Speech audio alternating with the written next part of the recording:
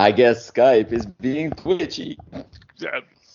It's not the Wi-Fi. I've got the best Wi-Fi's. I got all the. You got all the best. All the Wi-Fi. All the Wi-Fi's. That's it. Kevin, did you finally watch the final episode, the latest episode of What We Do in the Shadows? Can I spoil No. Oh my my god! Are you 20 serious? minutes. Okay, I'm done with this episode. That is like the main thing I wanted to discuss in this entire. Well, you know thing, what? and now I He can't. has God to. fucking damn it! Because I'm He has a watching it with hard my wife, stop. and she wasn't like the timing didn't happen right. That's when I mean, you didn't tell happen. a little white lie and you say, "No, I haven't seen this, dear," and you know all the right times to laugh. So you just. Well, I'm only gonna be here for half of it because you guys will go on for 5 hours. So do it as soon as I leave. It's Wait, been a have you while. not- It's going to be like an 8-hour episode. Wait, is that considered a white lie? Is that a wrong thing to do to watch something without your significant other, tell them you didn't, and then pretend you're Watch it watching with for them. the first time with them? I don't know. I wouldn't know. I've never done that.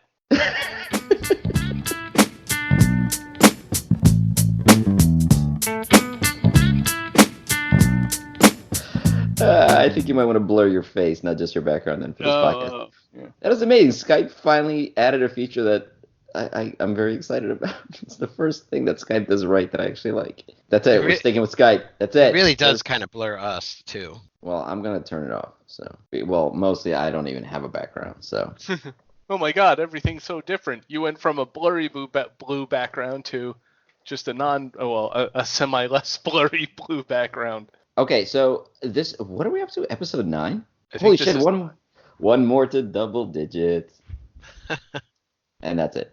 And then I don't know. And then it's way too optimistic to ever think we'll ever see triple digits. So let's just enjoy each. Sure. We'll live each day as it comes. Exactly. Okay. All right. So yeah, welcome to episode 9. Let's get over with. So there's a lot to talk about, but first I said that I had like I mentioned before that I had like an important announcement. But before I get to that, Jerry, what are you drinking? Because when we were supposed to start, it was supposed to be before noon. Now it's noon 01, so I'm going easy and just having a light, refreshing hard cider. Okay. And Kevin. Sorry to disappoint you. You're not the disappointing one in this group. We all know who that is. I have my Right on cue. Go ahead. honey whiskey, Oh, which okay. the bottle's empty, so like it's my starter. So the bottle's empty. It's your starter. Are you sniffing it and then moving on to liquids? Is that how that works? No, I poured a little bit, and it's my starter. Oh, okay.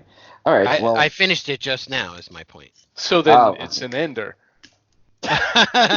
No, it's the starter, and then I'm gonna switch to another drink and have other stuff.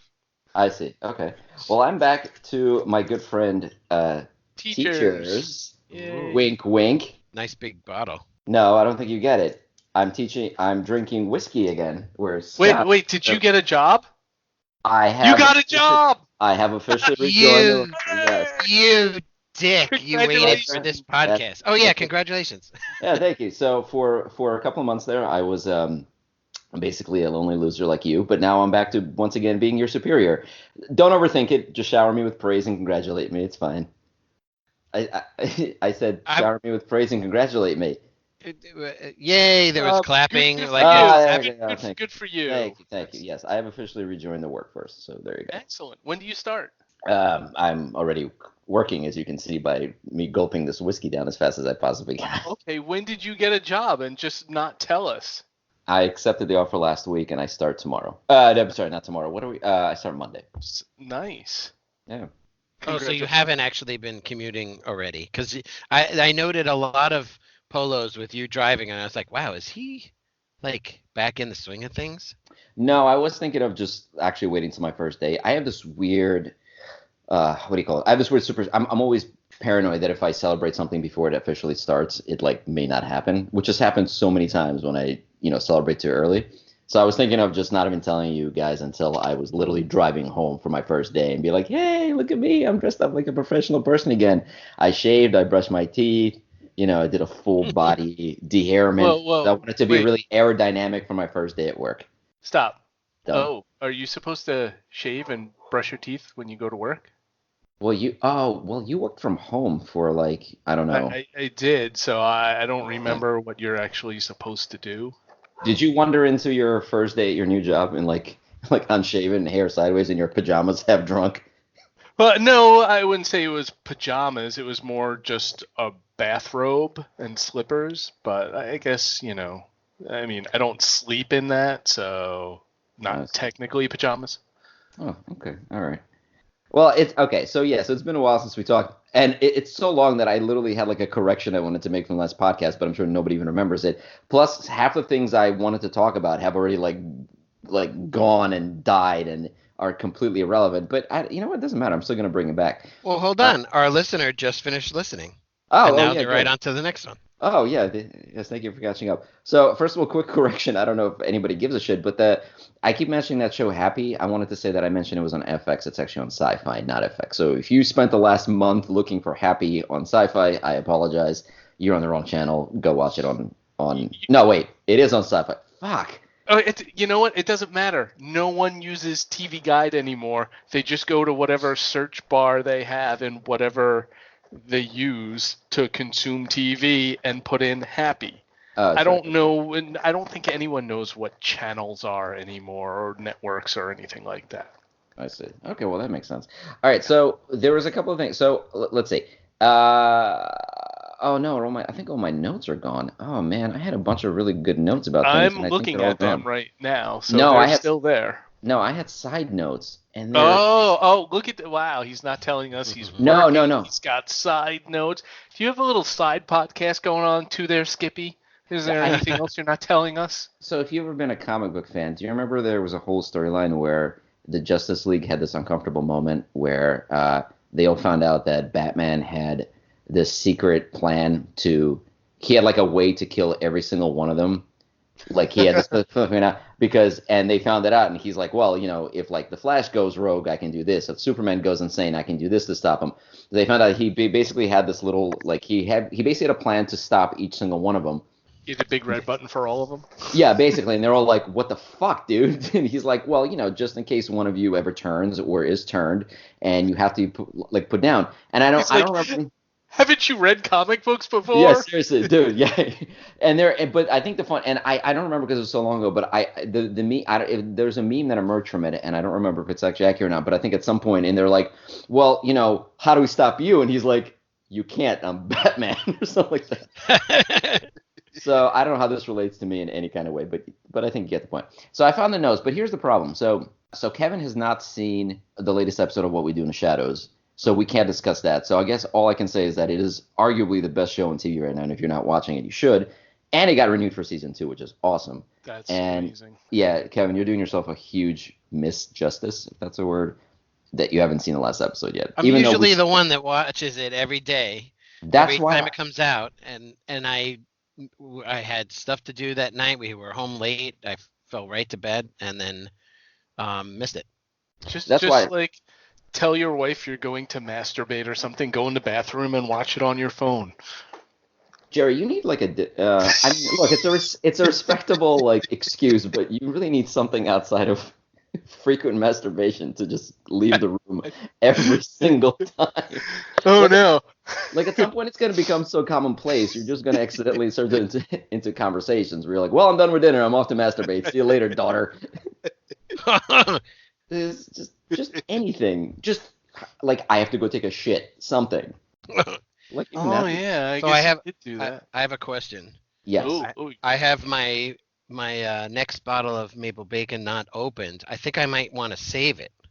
I think you might want to ship it. So do I crack this open or do I just do vodka? No, you know what? You I think I'm gonna save do it, vodka. and then at the end of next month, when I'm flying solo, you bring that up here, or actually, yeah, you bring that up here, and Skippy can join us, and then he can partake in the maple bacon whiskey. I can't. I have to masturbate that week. Oh. It does. Well, it does. I work. have to too. It does work. So, You're right. Yeah. We could just go into separate rooms or just No. I share don't- the lotion. It doesn't matter to me. That's a big mop bucket. You gotta need that. Okay. So we can't talk about what we do in the shadows because Kevin sucks. Jerry, are we allowed to discuss The Walking Dead? Because those are my side notes. I have I've a never novel. watched The Walking Dead, so you I'm can sorry, not The Walking totally. Dead. I'm sorry, the Game of Thrones. I can't. I'm completely off today. We're doing this way too early in the day, Yeah. and my clock is completely off. I meant Personally, Game of Thrones. Game of Thrones, I don't care. I'm 4 seasons behind, and there will be spoilers out on the interwebs anyway. So I mean, if we don't talk about that, we're not going to be able to talk about anything because my guess is you haven't seen Endgame.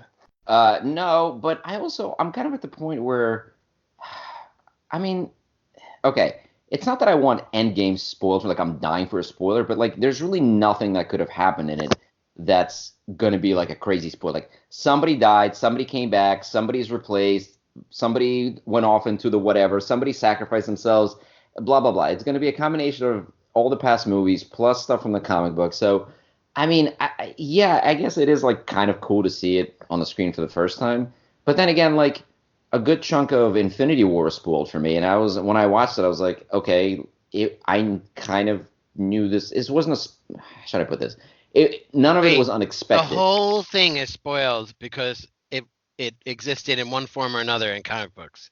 So Infinity War, yes. what the fuck? Well, also there's again, I'm saying this having not seen Endgame, but there's a whole thing going around. People are saying, okay, so Endgame basically made Infinity War completely irrelevant and a complete waste of everyone's time and money. Like there was no point to watch Infinity War because they just sort of rebooted anyway, and now you're kind of the Marvel universe is like in a whole new place now. So who the fuck cares? I don't know. Yeah, but I mean, I don't know.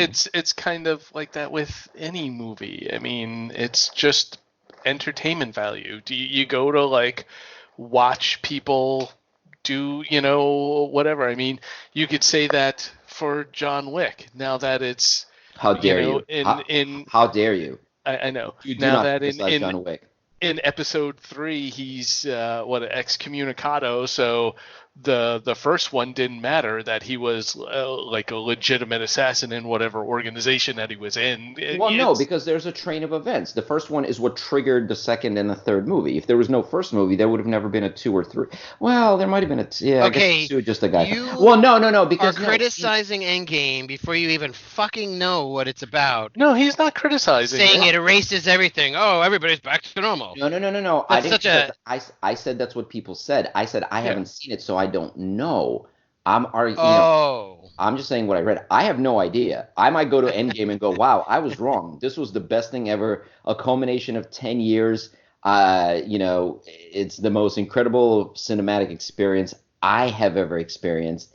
And it absolutely was worth everything. And oh my God. And oh God, I'm touching myself. But I'm just saying, as I don't know if you've ever been to the internet before, but people sometimes get upset and complain about things on there. And one of the things I've read in my feverish attempt to avoid spoilers was like, oh, I can't believe they made Endgame. Why the hell did I even waste my time watching Infinity War? If that's not your, I mean, you could even say the few like Star Wars movies are the same. You could say, okay, The Last Jedi. Why the hell did I watch any of the previous movies? They're pretty much just fucking throwing half that shit out the window anyway. But I don't think so, right? Good. I'm glad you're coming with me on that one. Yeah, no. I mean, it's yeah, as far as I'm concerned, you knew that everyone was going to come back, or you knew they were planning on doing this. So how are they going about it? And is it just entertaining? Right. Was that a good fight scene? Did that look cool? It's not. I don't understand, but people just like to bitch and moan and complain about shit. I do agree with you, especially movies like this. They're made to be purely for entertainment. I think it's just, I guess some people just, okay, it's like when we're talking about like the Mass Effect games, right? Like I played Mass Effect 1, 2, and 3. And well, I didn't, okay, granted I didn't finish 1 or 2. I played mostly through, but I finished 3. And then when I got to the end, I was perfectly satisfied. I was like, that was entertaining, that was fun, whatever. People complained mostly that they hated the ending of Mass Effect 3 because they kind of were like, I invested all this time and put all this thinking and strategizing and planning and decision making into this game, and then at the end it didn't really matter. I'm so angry because this was an investment of my time. Is that a fair thing to say, or is it just like, dude, it's a game, it's a movie, just shut the fuck up and enjoy it. Who cares? I Like thought you it was enjoy. more that like essentially there were three endings, and all they did was basically change the color of the plant when you saw it at the end, or the color of the sun or something. Like it was the same exact ending, but only a plot change. So Well, they were like, "What the fuck? There's no choice. This was one linear story." yeah, I mean, in a way, you could say yes, the final cinematic didn't change much, but at the end of the day, the story, the characters, and everything else was at a certain point. As you went through the game, certain characters died, certain races got freaking exterminated. So, yeah, the final little CGI sequence was pretty much the same, but the universe was left in a very different place depending on how you got there. Like it really was one of those like it's about the journey versus the end kind of thing. But like the if there was ever a direct sequel, and I barely touched Andromeda. I might get back to it at some point. So I don't know if how specifically Andromeda throws back to the original Mass Effect trilogy. But if there was like a Mass Effect 4 as a direct sequel, the choices you made in the first three games would have absolutely mattered. Yes, It's I just know. that was yeah, it just that's how the series wrapped up. I mean, Hmm. okay, that's fine. Like the thing was green instead of blue. Like I said, potentially you could have wiped out entire races along the way to get there. So the canon is a complete different place for you than it is for a bunch of other players. Yeah, Right. agreed. I thought it was awesome too, but the internet goes nuts over stupid stuff. Yeah. Like right now, I have to not 5 minutes goes by when I don't read about somebody bitching about Anthem for fuck's sake. Which is not dead. Anthem's not dead. Anthem is awesome and you should be playing it. Jerry, I'm looking at you. Cross all the Who? fingers. Yeah. Sure. Oh, we could play now, but we're in the middle of a podcast, Oh, so that's I can't. bullshit. That's bullshit. You fucking. Oh my God. Does your Xbox even still turn on? I I think hear. so. Oh. I could try turning it on now. I think it's in this room. All right. Well, okay. So if you don't okay, so going back to Game of Thrones. See, okay, the thing is, by the time this even like is uploaded, we're gonna be what like 2 or 3 episodes past the big night battle thing. So I don't even know how much of it is relevant. But Jerry, you didn't see it, and Kevin, I had a lot of issues with that episode. I gotta I be heard honest. it was dark and there was a Starbucks coffee cup in it, but that's all I know. Yeah, that's two But separate which is episodes. fine. Oh, okay. There's two separate episodes. Okay, the episode with the Starbucks cup, I actually liked. I thought that was one. I thought that was the best episode they've had in, I don't know, about 3 or 4 seasons, possibly. But people are saying like the big night battle one. I keep calling that because I don't remember the name of the actual episode. What is it called? Like the Long Night or something? I, Maybe, I, yeah.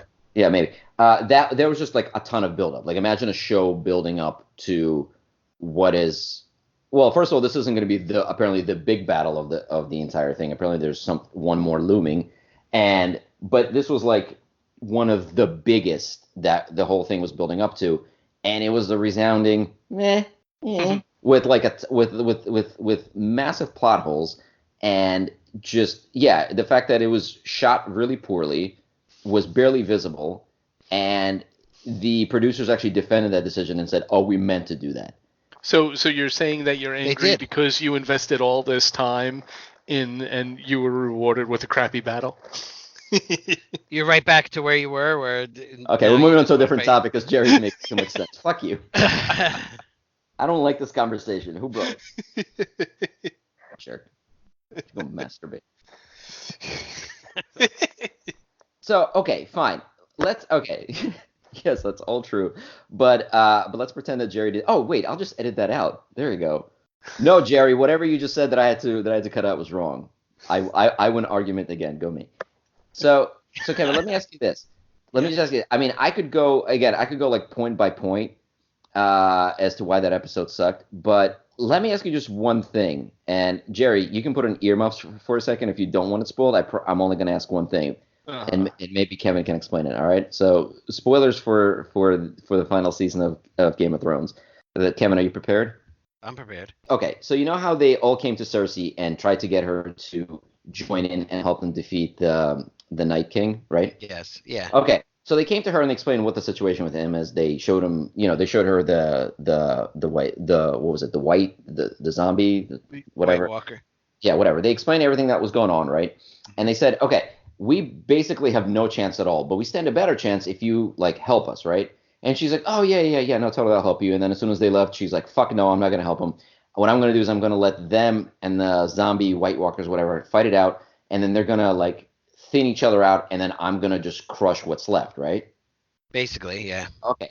So before the big battle happens, they're all, standing around a table or sitting around a fire or whatever romantic setting happens to be, and they're talking about how, like, we're all fucked, we're all gonna die, we have no chance, we have like a 1 in a million thing, something very, very similar to an Avengers movie where they're like, we have 1 in 6 million chance of winning this whole thing, but if it wasn't for all the plot holes. And then, right, so they're basically going to suicide, and they're like, okay, with Cersei, we may have stood a chance, but not really. Without her, we are completely fucked. We're just dead in the water, right? So her plan, again, to reiterate, is that she was going to wait for this big battle to happen and then take on whoever's left. However, it was, again, made very clear that without her, they stand zero chance, which means that if they fought the Night King, they would have completely been decimated, and she would have then been left over to face the remnants of the White Walkers, right? Right, and undead.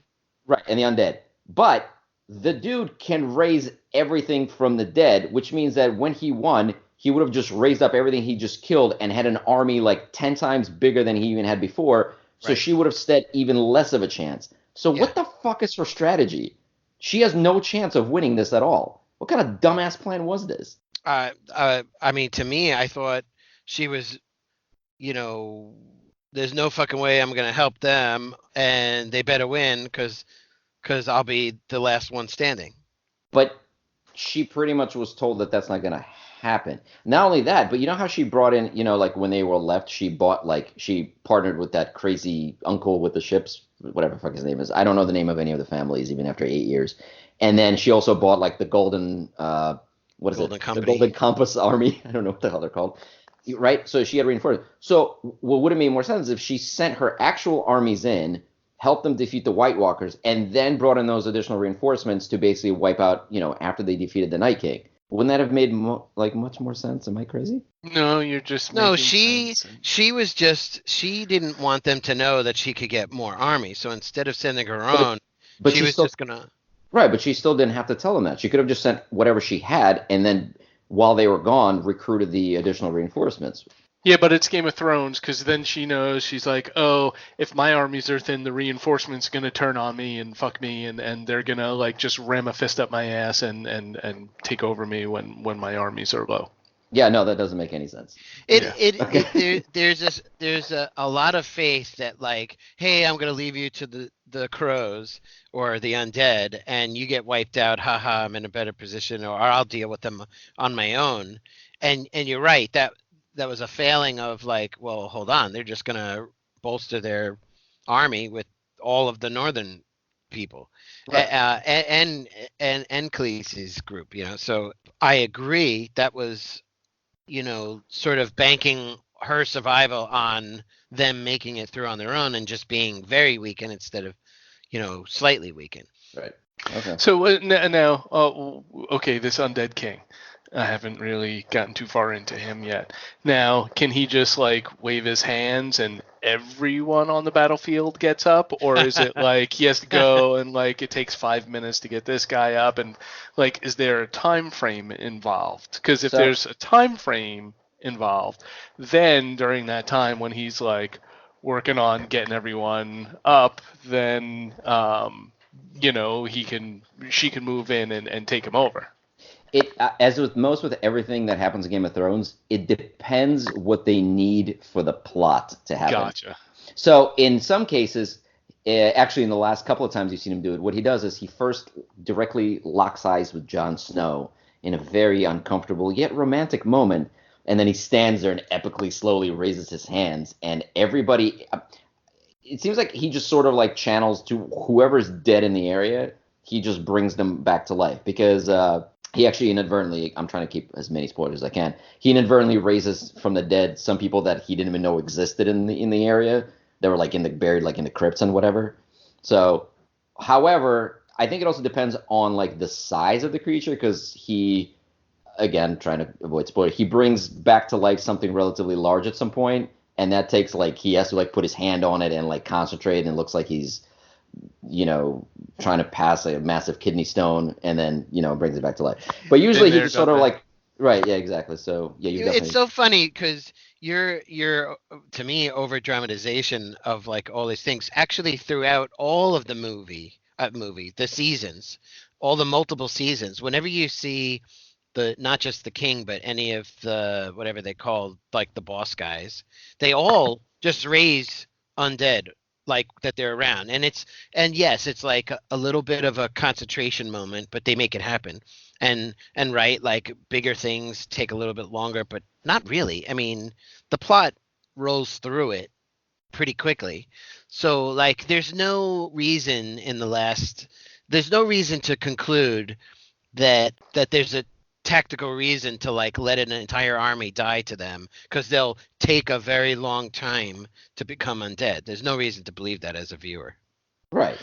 He should do that right in the middle of battle. Like that should be his purpose. He's like, you guys fight, I'll stay here and keep calling in reinforcements Oh, as dude, they come. that's a whole nother thing. Again, he's He in the was. back. He's in the back of the battle until you need him in the front of the battle for the climactic conclusion. Why he didn't wait until the very end makes no sense. What the fuck is the point of his generals who do absolutely nothing throughout the entire thing? There is so much. I have a Yeah, list. I'm but telling you, man. Don't make me send you a list. I'll I send you a believe list. it. No, but it's not just Game of Thrones. It's everything. Like when you were a kid, did you ever think, why doesn't Voltron just pull out the sword first? Well, that's the kid. I mean, yeah, but I got over it. Okay. I'll put it this way, Jerry. There's an episode where they go into the frozen tundras, and they bring along with them two characters that can spontaneously start fires. Like they can just literally like touch something with sword, a horse. Like it doesn't matter, or anything in between those two. Anything between a sword and a horse, they can light on fire. They literally just touch it, and it's ablaze. Okay, they're in a cold environment with two people that can spontaneously start fires anywhere and everywhere and sustain them. What do you think almost happens? They almost freeze to death. Yes. That's the kind of logic the show has. You Maybe got to they can't remember, start fires if no, they're too cold. They you're have to rub missing. their hands Ex- together first. Except they do. When all of a sudden these zombies are charging, and one of the guy just goes like, "Fire!" and his sword's on fire, and I'm like, dude, the guy like 2 minutes just froze to death. Where the fuck were you on that one? Wait, so a zombie's coming. He could put anything on fire. Why doesn't he just put the zombie on fire? No, stop. You're Oh, stop missing. using common sense here. Come on. You're missing a big thing that we probably miss. If it was like in the book, it would narrate part of it, but you're supposed to read into a lot of stuff. There are visual cues Well, whenever there's a technically, boss hold guy. on. Oh, no, hold on. A Technically, boss. all your books are narrated, so I don't know if you're Well, no, there's a narrative story or there's characters talking. right. Don't don't just fucking don't interrupt. The You're missing because we've seen it in episodes. All the boss White Walkers suppress fire. Everywhere they're around, they suppress it. And the whole last battle was dark because a whole blizzard fucking encompasses the entire region. You can't see shit. So they did a great job having this like horror episode where there's all undead and it's like jump scares all over the place, and you're like, the camera's close to people's faces like they're running, almost like what's that movie with the witches thing in the woods where it's all Yeah, Blair Witch. Blair Witch. yeah, right. So I think they tried to do that, and essentially the internet said, "Oh, you didn't get a Blair Witch. That sucked." I think Skippy thinks you're drinking Kool-Aid and not whiskey. I don't. I don't remember. I don't. Are you talking about the horror scene in the library? Uh, well, yeah. I mean, you see her, Oh, Arya dude. running Oh, around and everything. okay. Yeah. There's another thing. Can you explain to me as a huge battle rages outside with literally tens and tens and tens of thousands of people? They then have a scene where one of the characters runs into a building and is inside the library, and it's deathly quiet, and all of a sudden it becomes a jump scare movie. Literally, again, tens of thousands of people are screaming, killing, stabbing, running around right outside the door, and she's sneaking around in dead silence, like feet away from where this is happening. No, Where did how that about take place? that's a huge fucking castle. Yeah, You're but there's talking about inner buildings where the main battle is outside the walls. Did the room have You windows? are Yes. you have No, no, any no. imagination? It's like the only story is what happens in this, little cube or not cube, this square TV in front of you. Like that's Okay. the only information allowed into your brain. You have no imagination to the whole narration of the entire thing. Hold on. It's Hold on. like you never read any kind of fantasy stories and shit. There is a stadium about 3 miles from my house where they sometimes gather to play like soccer games. You know, it's like a high school stadium thing. And there's maybe a few hundred people there cheering for the sport. I can hear them in my house like they were right outside. She had to have been like, I don't know, 20 miles from where, again, tens of thousands of people are fighting to death. And by the way, they weren't outside the city walls. That's why they were already in the library. They already broke into the city. They were right outside. But not the hordes of them. Oh. And besides, you got, huge, thick castle walls. Huge, thick castle walls. Look, That you can. stone is very You're banking acoustical everything damping. on it. Why was it dead silent that you could hear a mouse? Like, all right, look, there's some storyteller's prerogative to like help, create a moment and the mood of it, right? But overall, I didn't think that was a giant plot hole that ruined the entire story. No, it wasn't. That's No, it so wasn't. disingenuous to the entire thing. Like you already come in here hating the whole series. I thought it I was do. awesome. I do.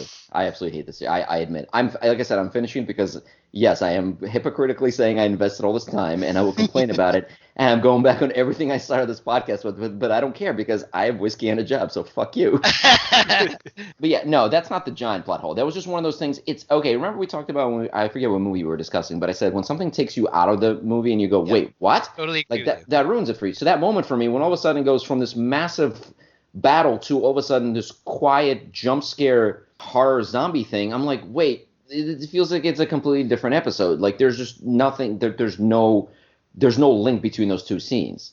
That's all I'm saying. The only thing I'm going to concede is I think they are compressing way too much story and events into this last 6 episode, what's supposed to be part 2. It's like this could have been a whole nother fucking season. They could have just done 2 more seasons. Yeah, but then people would have complained that they're dragging it on and stuff like that. Dragging it on. Sorry. Oh, jeez. Like in the last episode, I mean, I won't spoil it specifically, but the thing that happened. We won't spoil it. We went into almost every detail about it. No. But the thing that happens at the last actual episode, as of the time of this recording, Oh, that one was is good. like right at the last minute, you're like, what? Like, there's no. And by the way, I thought that was a blaring. Like, are you kidding? Why are you doing that with your only, major assets when they're going to be defended against it? You know what I'm talking about, right, Skippy? No, are you talking about the very end or the thing that happens Yeah. in the middle of the episode? No, the very end. Oh, with Yeah, with let's what? just fly in and like without any regard for their capabilities. Well, yeah, well, okay, yeah. That was I the mean, stupidest fucking thing. yeah. I mean, she pulled a Jon Snow in that one, where he just sort of like. Do you notice like that's his move? And in every battle, seriously, go back and rewatch any of the other battles, like the Battle of the Bastards or anything like that. Yeah. Yeah, Jon Snow's move is that he just literally runs towards death, and then something saves him at the very last second, and then he's Right. like, "That's right, I am a hero. I will be your king. Thank you. Yes, yes, yes. I will take all your praise because I ran over there and almost got killed, but then this other person over here that's dead and unrecognized. Yeah, they totally said that. Like that was." Like, what was his plan when he charges at the dragon? When he stands up and screams at the dragon as the thing's about to eat him or engulf him in flames? What was the plan there? What the fuck was This he is doing? cinematic. Roar. Basically, like, what the fuck was the move? Silence. That's right. Nothing. Okay, that's enough of Yeah. Game of Thrones because I don't want to stop Jerry from watching it one day because it's a quality show and I'd love to for him to get to it. And I'm Um, sure my wife will want to pick it up again eventually. Oh, like once again, I've been on a rip of just shitty movies and shows lately. I was just gonna segue. I'm like, speaking about stupid things that don't make any sense and are a complete waste of time. Well, Wandering Earth. Oh my god. I have two. Wait. You guys intro this, but I'm gonna go get my refill. I'm listening, but I'm muted. Great. Okay. So you could have just said nothing. Okay, so anyway, No, he's just I know. don't bother wasting time making fun of him now that he's not there. Oh, okay, all right. So So, all right, all now right. that Kevin's gone. Oh my God, did you see that shirt he was wearing? What the fuck? Anyway, so yeah, I have two things. I have, and the other one you guys didn't see. So I have, yes, The Wandering Earth, which I did not finish, and then I have The Silence, which I watched a couple of weeks ago. You watched that? Yeah, I had to. I had to just so I can come in and honestly say why that movie was terrible, and it was terrible.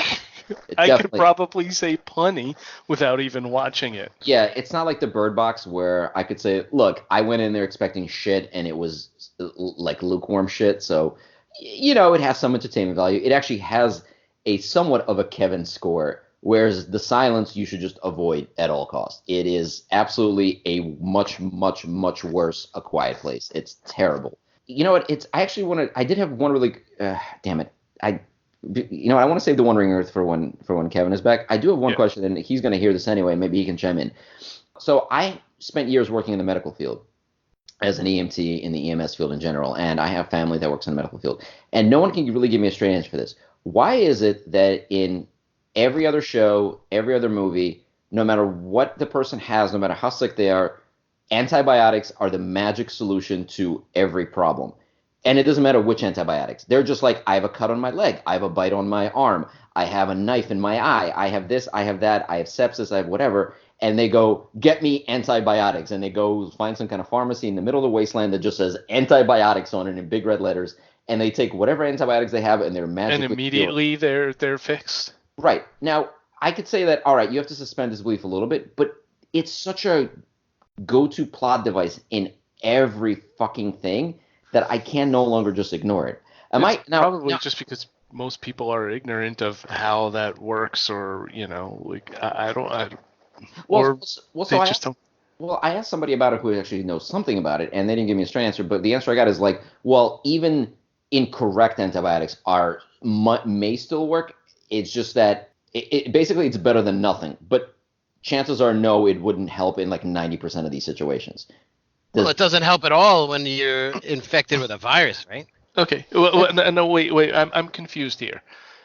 We just spent like the last 40 minutes complaining about how nothing really made sense in any of these movies or TV shows or whatnot. And now you're asking, you're actually looking for a nugget of truth or sense in a plot device is it.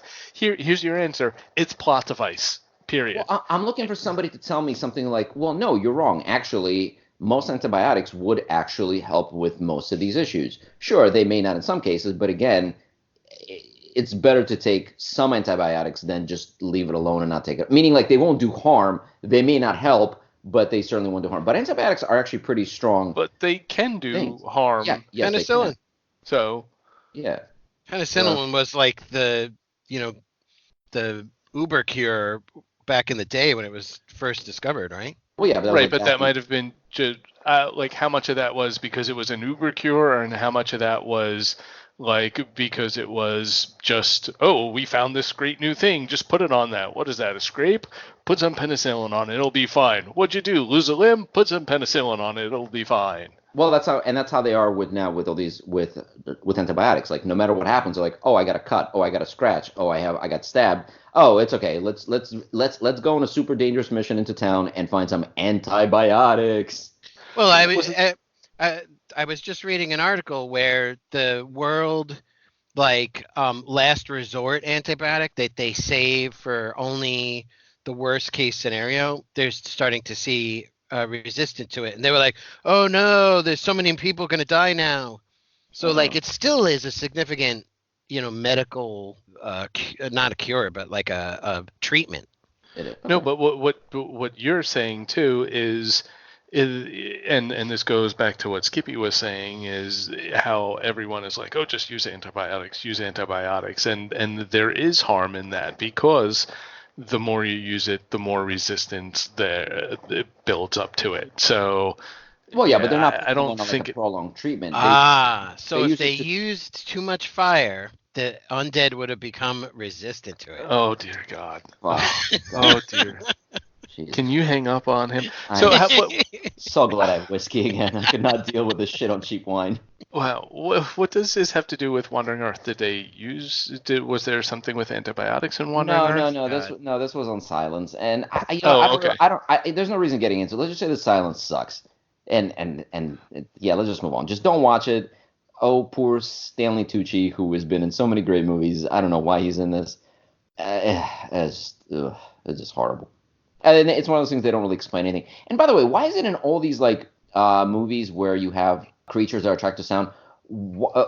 Okay, so each one of them has a child that is deaf, so they know how to sort of operate, without talking, right? But wouldn't you being deaf in a world where creatures are attracted to sound be a huge wouldn't that be a Detriment? weakness? Yeah. Because you don't even know You when you're making be sound. trudging through the forest and being like, Yeah, and yeah. leaves and branches, and you wouldn't know what the fuck you were doing. Right, they keep pitching this as like, oh, thank God they had a deaf person in the family because now they are going to survive this whole thing. But It'd be better if they were blind. They'd It have would be more better acute if they were hearing, mute.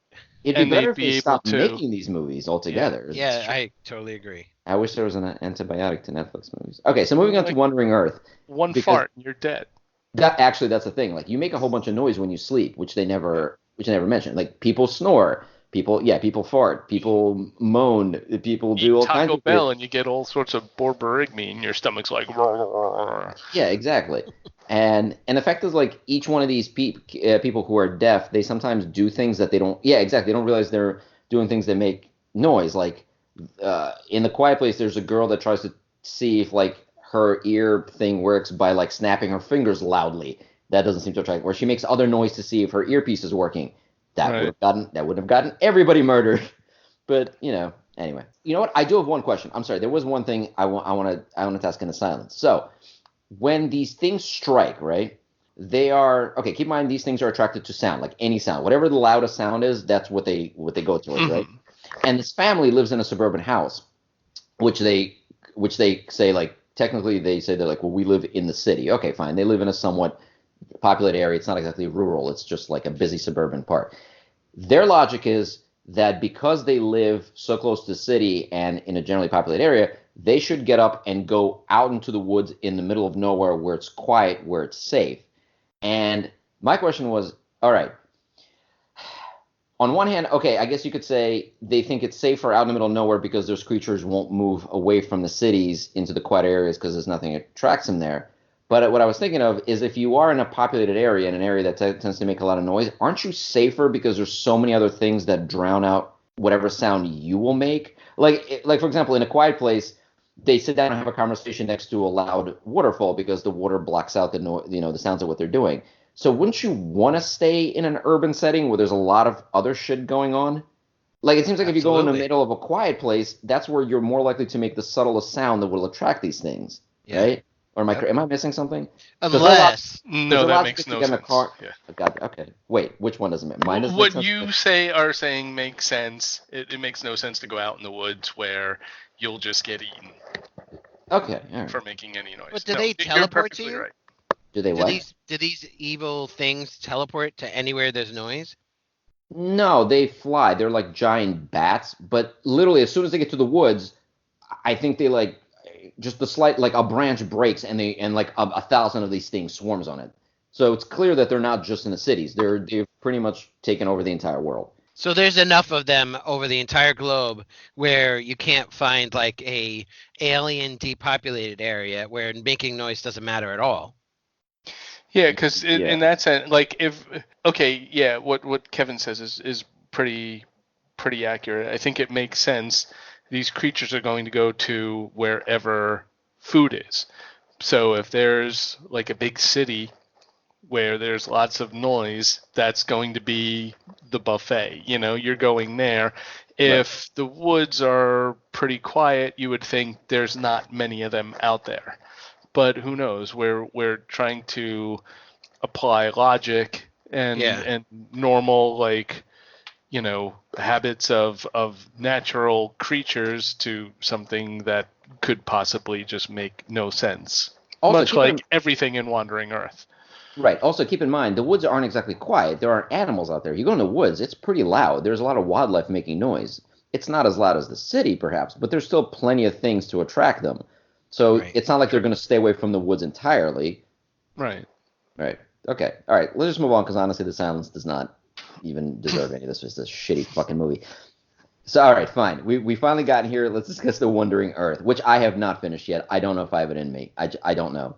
I don't know. It just gets worse. I'll be happy to spoil the ending for you, if you tell me where you are, and I'll save you the time. It's absolutely ridiculous, and it makes zero sense. I'm at the part where after a lot of work, a few people dead, and realizing that those stupid metal, what do they call them? Light, the things they used to light the engines that they're dragging. Lighter over. cores. Lighter cores. That the lighter cores are their only hope, and all the other lighter cores are gone and failed. The woman pulls out a gun and shoots their only lighter core, pretty much guaranteeing she has destroyed humanity because she's upset that someone else may die on this trip to deliver the lighter core to the engine. And then the other guy gets angry. He yells at her. Then the teenagers pull up with their own truck with their own lighter core, and it's like lighter core, lighter core, lighter core. Okay, this is great. And at that point, I was just like, I can't. I just can't anymore. This movie is You still have like another hour to go, or so. It gets so worse. So the Earth is like getting too close to Jupiter. It's going to break up in 7 days, and like after this, they throw in this whole like. Wait, they pointed it at Jupiter? Like they specifically the flew Earth was towards... going to slingshot around Jupiter. Oh, wait, that was the whole point. Oh, you didn't see it yet, Kevin? Oh, really? Surprise. No, I'm not. Oh yeah, I thought you watched it. I mean, I could go on, or you keep going on. I'm saving you both the time. Yeah, so Kevin, you should absolutely. Yeah, Kevin, you should absolutely not watch it. It's horrible. It's not I'm totally into this conversation, and whether I watch it or not, it will be my own death wish. Yeah, exactly. So they were going to slingshot around Jupiter. The engines failed. That didn't happen. They basically got all the engines on again, and like, oh yeah, everything's okay. And then they're like, oh wait, no, the like we're within the Roche limit where we're being pulled into Jupiter, so there's no way the Earth's going to die in 7 days. It'll be broken up. And on the space station, the robot goes all like 2001 and is like, don't worry, like I will, I am proceeding on. We're now, instead of just being like the guide for the Earth, now we're just going to reseed everything. So they had like thousands of human embryos on board. They had like a whole gene bank, a whole seed bank, and everything. So they were just going to like be a spore on a new planet somewhere. And then the kid, he like has a memory of his father like back, and he's like, wait a second, Jupiter's like all hydrogen. We could blow up Jupiter and that'll push the Earth away. God, no. Because it's so then somebody throw a match at Jupiter. Yes, that's exactly what they do. Oh my God. They're like, if we take one of the engines, because the Jupiter was siphoning off the atmosphere of Earth, they're like, we could push, we could shut down, because each engine has 7 nozzles. We can put all the energy into one nozzle of this engine, and like it'll reach Jupiter, and like the atmosphere, like it'll explode, and the explosion in the atmosphere funnel will like push Earth away. And they're like, that'll work. And it's so stupid because like it won't fry everybody. No, absolutely, it'll just push them away. Well, anyone on the surface it would, of course, but so it just the usual movie tropes, like someone gets on and is like on the radio and it's like, hey, if everyone who's deserting us now can come back and help, we could save the Earth, and this and that. They're pulling out all the movie tropes, but they're doing them poorly. That speech in Independence Day was great, but here it's like, hi, I'm in middle school and I didn't know what hope was, but now we might have hope if people turn their cars around and come back, and like everyone's like, well, if there's no Earth, we might as well go back and do it. Like, and all the cars turn around, and it was just so bad. So they try this out, and the robot up on the space station is like, yeah, there's 0% chance of that working, and of course they fail, and now kid's father, who's the only one awake on the space station, is like, wait a second, we have 300,000 tons of fuel in here. If I fly this into the exhaust of the engine, that will make a big explosion that will cover up that distance that it's short. And there's like this United Earth government, and they're like, yeah, we know that like any chance of humanity and all of our species saving are on that ship that you're about to explode, but we're okay with it because, hey, you've given us hope, so you go do it. And he's like, okay. He flies it into there. This giant explosion comes, hits Earth, and like now all of the main characters are still like on the surface, and they're like, oh, let's just hide under the big engine and we'll all be fine. And this huge, imagine an explosion big enough push the Earth away from Jupiter, and then the last 5 minutes is like everyone being, hey, you guys are the heroes, and like everyone survived and everyone's okay, and it was so Jupiter doesn't blow up at all? They never even like ignite it? It ends up being the star. They ignite Jupiter, and this huge explosion goes through the atmosphere tunnel, and it hits Earth, and somehow the force of Earth being pushed away doesn't pancake everyone inside Earth. The whole physics of this movie do not make any sense. If there was Jupiter's gone now, right? No, it was just a big explosion on Jupiter. I don't think Jupiter's gone.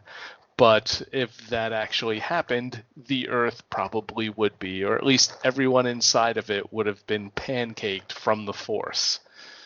Like everything about the physics of that movie is just absolutely horrible. You saw the Vsauce link I sent you, if Earth stops spinning? I watched half of it, but that was, I watched the first half, which was if it stopped immediately, which, that would be horrible. Like if they stopped it slowly, it would still be horrible, but it wouldn't be huge. But they stopped the Earth spinning in the movie, right? Yes, they did. That's what Wait, hold on. They did stop it, or they just don't address it? They did.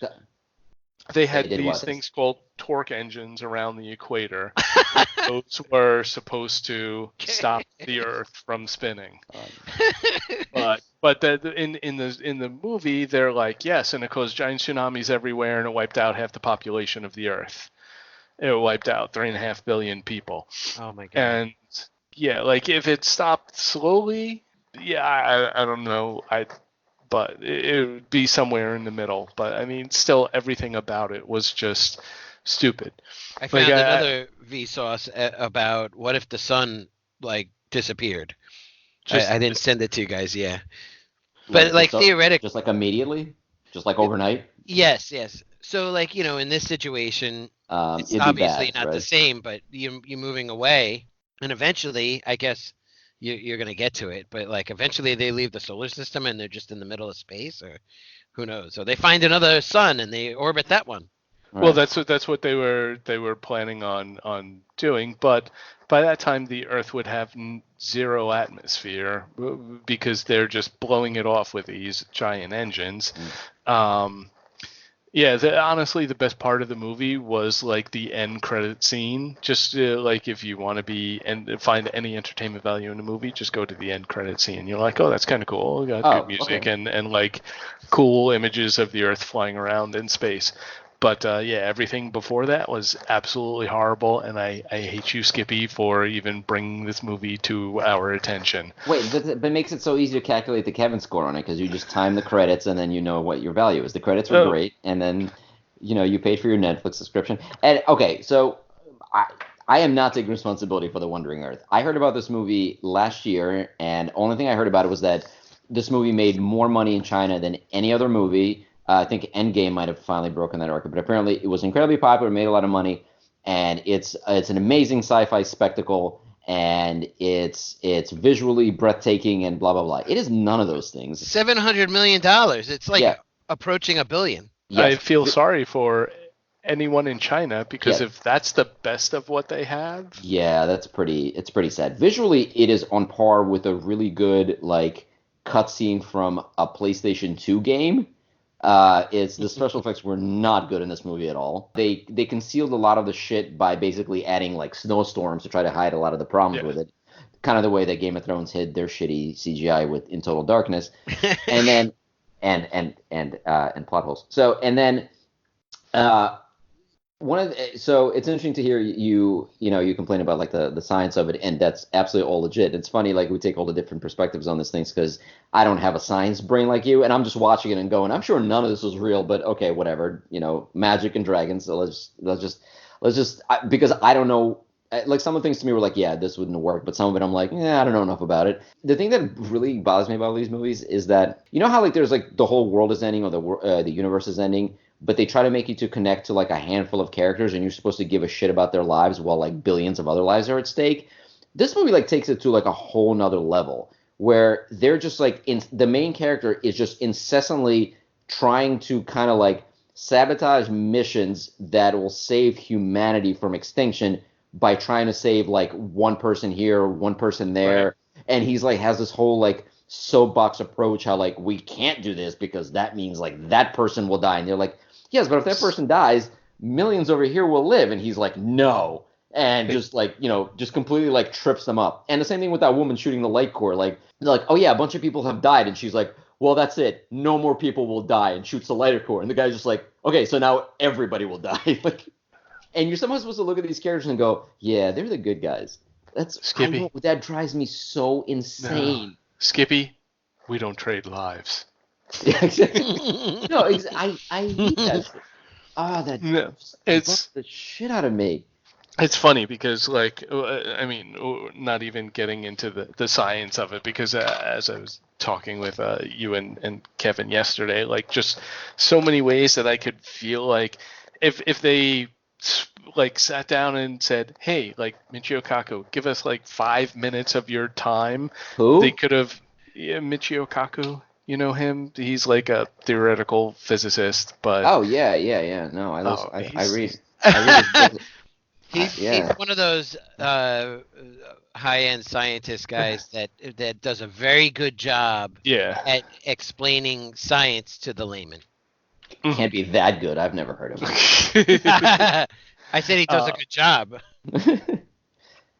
But oh shit, I lost my train of thought. Oh, so like, can he explain why the Earth is flat? I bet he can't. Yeah, I bet he can. Sure. Fuck, where was I going with this? You're talking about Michi Coco or something. Yeah, but I was going somewhere else. With the trade lives.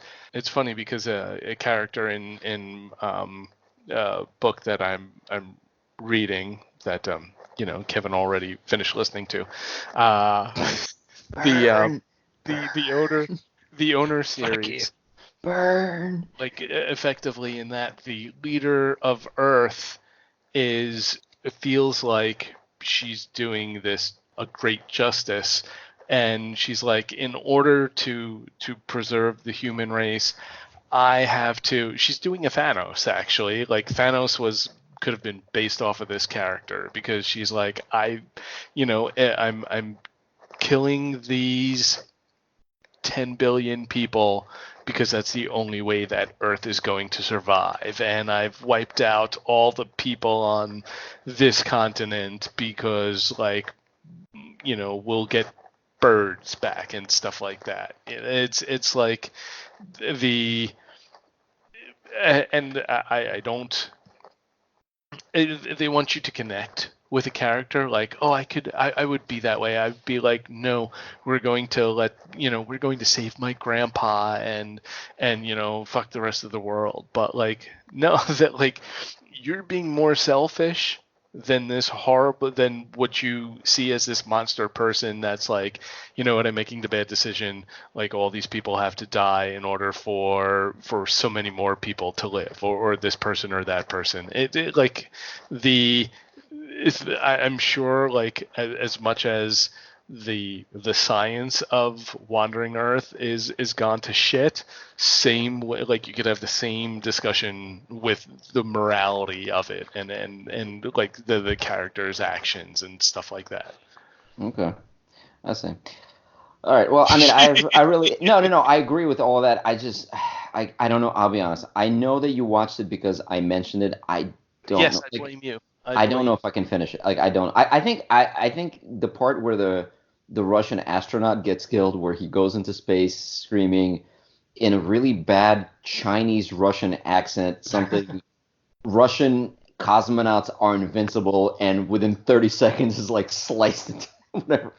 It's just horribly murdered. It's just, Uh-huh. I can't do it anymore. Yeah. No, it's He's such a horrible cliche. He's just running around screaming something about vodka and bears and Russian circuses, and then just dies in outer space completely unceremoniously. Oh my god, it's terrible. So Kevin, definitely don't watch it. Like legitimately, don't watch it. It's not one how of those much like you watch it watched some and of it, right? no. He How said he much of it did started. Oh, I None. thought he started. I live Oh, vicarious through you guys. I thought Yeah. you started watching it. It's not even No. one of those things like you might enjoy it or well, at least this movie's like saving grace as blah blah blah.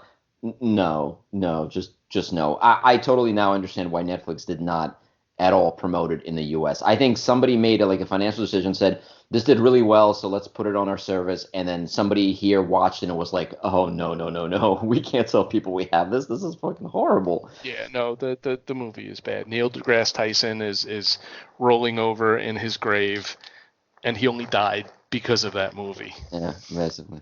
Okay, so since we're done with the Wandering Earth, I think that this might be a good point to sort of take a quick break, if everybody's okay with that. Yeah, Sure. I could get another beer. Yeah. Let's do that, and then we can come back. There's a few more things that we can definitely discuss. You mean complain about? Yeah, basically, bitch incessantly about it.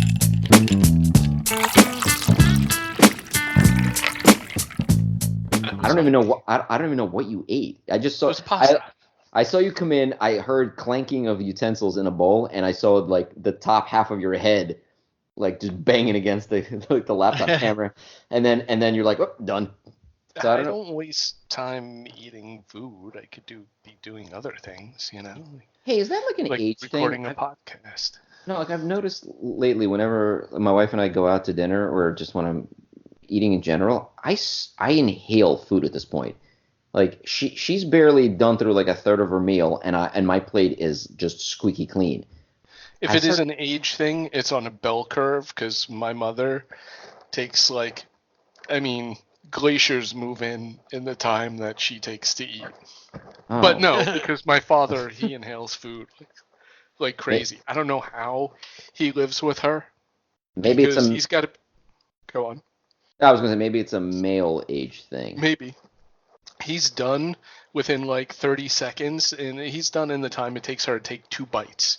Yeah, that's what like we just went out to somewhere to get breakfast yesterday, and I got a whole meal like eggs, like sausage, bread, and all this crap. And she got like a biscuit, and she like got halfway into it, and my plate was just empty. It was just gone.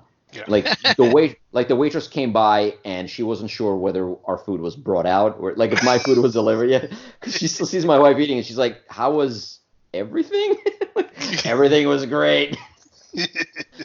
Like, you bring me a biscuit. So I don't understand. Maybe it's a weird metabolism. Well, no, because your metabolism is supposed to slow down. I Well, don't have you seen my stomach? know. Here. It's like No, He you hasn't been Oh. riding the bike. there you Oh, go.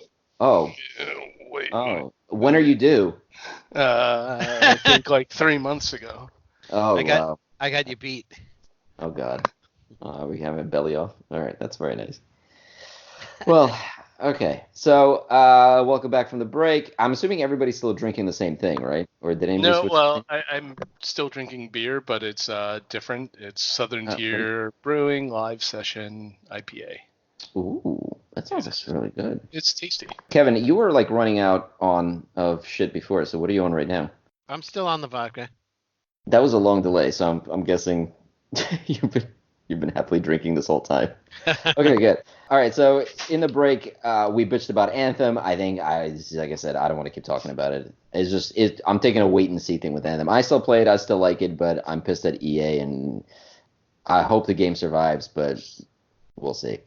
Are you guys going to be getting Disney Plus? Did you guys see the Disney Plus announcement? I know it's been a couple of weeks, I but don't want to. If I don't, absolutely don't have to. I don't want to. all the Marvel and all the Star Wars well, okay, at this point Disney owns everything, so pretty much all the movies ever are going to be on it. Yeah. Marvel is the only reason to go, and right now we can still Star watch Wars. Marvel elsewhere. Star Wars. I've Okay, seen- well, Yeah, okay, fine. well, you can see Marvel elsewhere for now. Once this comes out, you will not. That's the Sure. whole You point. can I still agree. buy a physical DVD or Blu-ray. Yeah, but come on, man. I mean, I can also torrent it. I mean, I can. Shit, there's no legal way around this. I can buy a Blu-ray. That's what I meant to say. Yes, you can, but honestly, considering the fact that Disney Plus is going to be $7 a month, I mean, for the cost of one Blu-ray, you're going to get almost 3 months of Disney Plus. How much? $7 a month? It's $7 a month. It's still not worth it. Who gives a fuck? It's still what? Yeah, no, that's It's a good not worth price it. point. That's a good price point. How's it not? Although, Okay, for somebody like me who never goes to movie theaters because I hate the experience and people and everything else, this is a no-brainer. All right. Yeah, I mean, that's I fine. will have I'm- seen I'm absolutely every fine. Marvel movie in the theater, possibly twice. I do not need $7 a month to maybe watch one. Well, Again. but think of it this way: do you want to see those movies again at some point? No. I mean, yes, it happens, and like if it's on in the background, we'll throw it on. But it's not like I actively seek out any of the Marvel movies today. You never go back and like watch like Iron Man 1 or something like that. Just when you're messing around and be like, I want something in the background. I want No, something. it doesn't become an act. Really? The answer is yes, but that's because it's showing on like HBO or FX or whatever. You know, one of these channels happens to have gotten it for the month's cycle, and so yeah. So will there be a moment where like so what you're saying is I'm gonna go from watching it via osmosis, like, oh, it happens to be on. That's a good movie. Like, what's on today? Oh, I guess I'll watch the first Iron Man. But like later on, I'll my TV watching mood will be, oh, what's on? Oh, I'll pick this one because it's whatever's on in the free zone. Yeah, but I'm not actively seeking out all those superhero movies. Oh, okay, all right. Well, I'm a big also like I think I mentioned I'm a big Star Wars fan, so I will very often when I'm just doing something that ain't something in the background, I'll put like a Star Wars movie on or a Marvel movie. Honestly, like that stuff is great because even though it's visually striking, I've seen them so many times. I can just listen to them and know what's going on. Same thing with Star Wars. Yeah. So I mean, the difference between you and I is movies I watch via osmosis and I seek out games. Where it seems like the opposite. You seek out the movies and then, you know, that one game you sit there once in a while.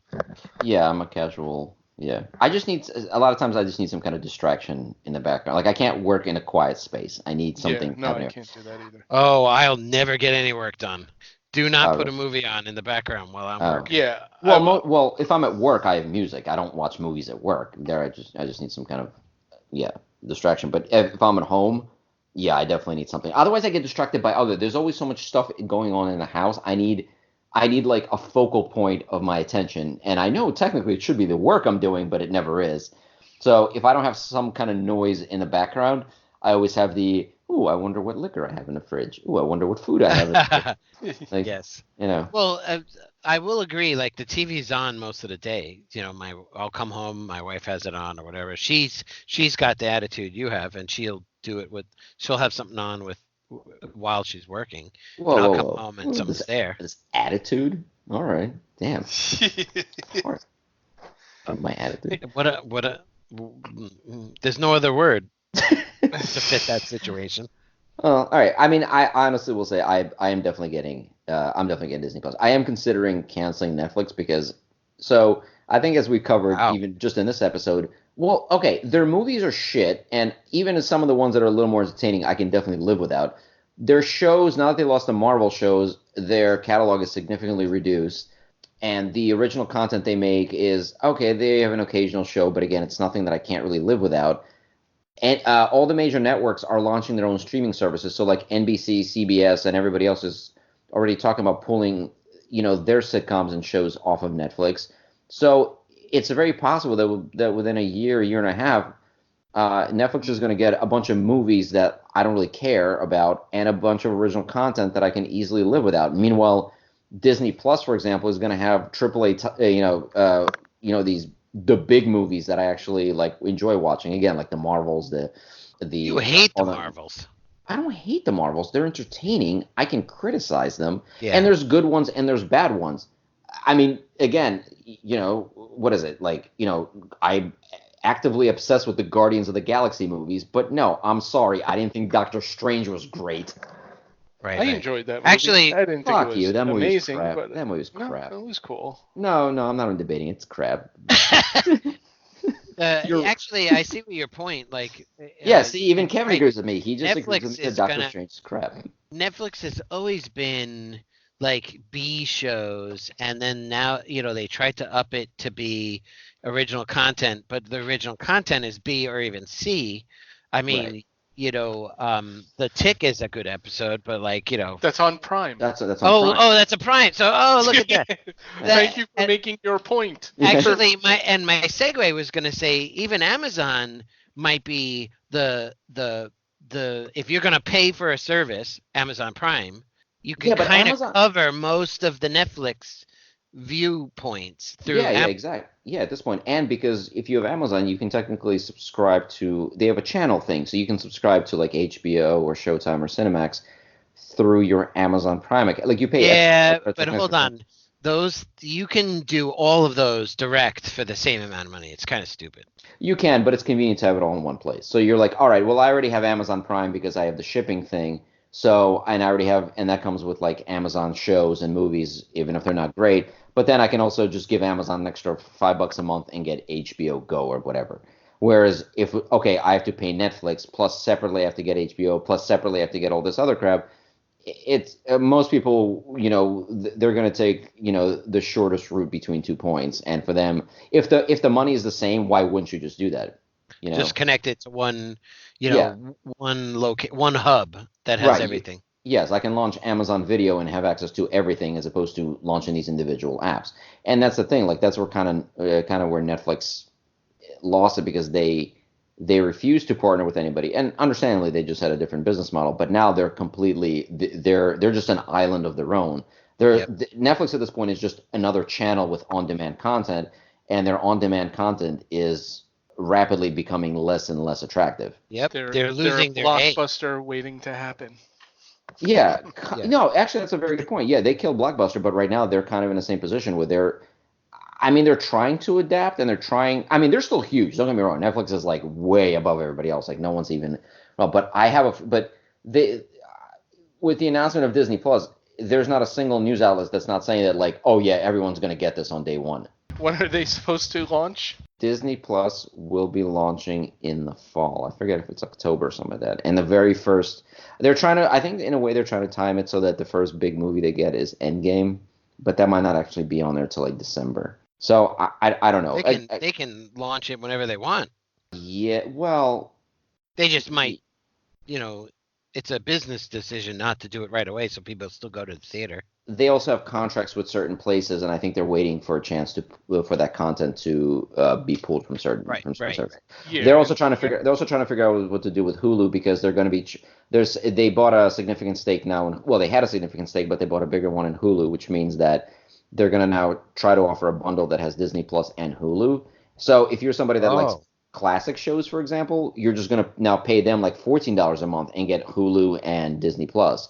So really, at that point, now that's right at that point, starting Netflix, to become at that point, Netflix is completely fucked.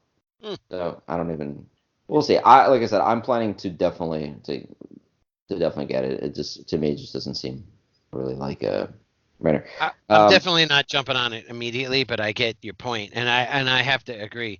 And only because of Amazon Prime, I think I would love to see that get supported more because I find I don't view anything from there because it seems like everything is rent or something. Yeah, well, the days of you owning anything are done. At this point, you're renting everything. I mean, if you have Disney, you can watch any of the stuff on demand, right? Yeah. I just mean as far as like the business model of renting things through services as opposed to buying them. Like I like at this point, like owning anything on physical media just doesn't make any sense. It's although I have to say, like I totally get it. I understand the desire to own something. I'm total for things like movies, music, and everything else. I'm totally on board with the whole service approach. I don't want to own any physical. I don't want to own CDs. I don't want to own DVDs. I don't want to own Blu-ray. I don't care. At this point, this stuff is so accessible that if I don't feel like subscribing to one thing, I can always find and plenty of stuff to watch elsewhere.